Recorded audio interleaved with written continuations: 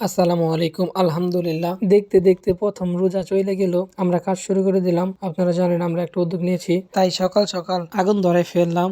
আগুন ধরতে চাইতেছে না, চুলাটা অনেক ভিজা, তাও কিছু করার নাই, আমাদের আগুন ধরাইতে হবে। তারপরে অনেক যুদ্ধ করে আগুনটা ধরাইতে পারছি আমরা অবশেষে। আগুন ধরানো শেষ করে আমরা প্রথমেই আলু সিদ্ধ করে নিছি, কারণ আমরা কখনো আলুর চপ বানাইনি, আজকে ফার্স্ট। তার জন্য প্রথমেই আলু সিদ্ধ করছি, যদি দেরি হয় কোনো সমস্যা হবে না। এখন তো বিরিয়ানি চড়াইতে হবে, তার জন্য আমরা সসপ্যানটা বসাই দিলাম আগে ভাগেই।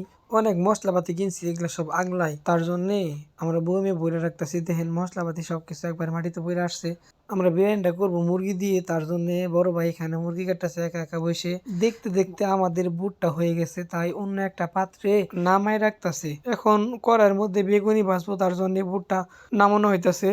জিনিসগুলা মাটিতে ছিল, তারপরে কারে জানি একটা ফোন দিয়ে বড় ভাই বলতেছে যে আমাদের একটা চকি দরকার, পরে একটা ছোটখাটো চকি নিয়ে এসে দিল।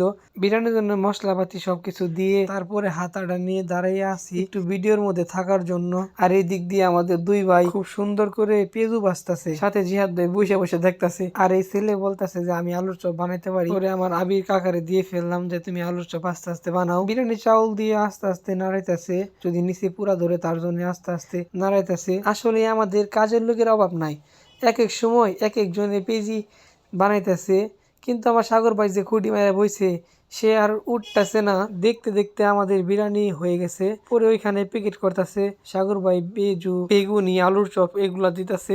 আমরা একটা জিনিস আগে ভাগ করে নিছি আর কি, যাদের কি ইফতার দিব, আমাদের বন্ধুরা আছে তাদের বাসার সাথে যারা আছে তারা ইফতার দিবে, আমাদের বাসার সাথে যারা আছে আমরা দিব। তাই সবাই আসর নামাজ পড়ে আইসা পড়ছে, পরে সবকিছু বিরিয়ানি শেষ। আমরা একটা জিনিস মাথায় রাখছিলাম যে আলুর পোলিস্টারে আলু রাখতে আসছে, এগুলা মানুষের বাসা অনেক দূরে, তাদেরকে ইফতার দিব। ওই চাচারে ইফতার দিছি, এই চাচা তাকাই আসছিল, পরে চাচারে দাঁড় করে চাচাকে একটা ইফতার দিয়ে দিলাম আমরা। আমাদের পিএম ভাই বলতেছে আমাকেও একটা ইফতার দে তোরা, আমরা দিতে চাইছি সে না নিয়ে চলে গেল। মজা করছে আমাদের সাথে। আমাদের ভিডিও এই পর্যন্ত, সবাই ভালো থাকবেন। আসসালামু আলাইকুম।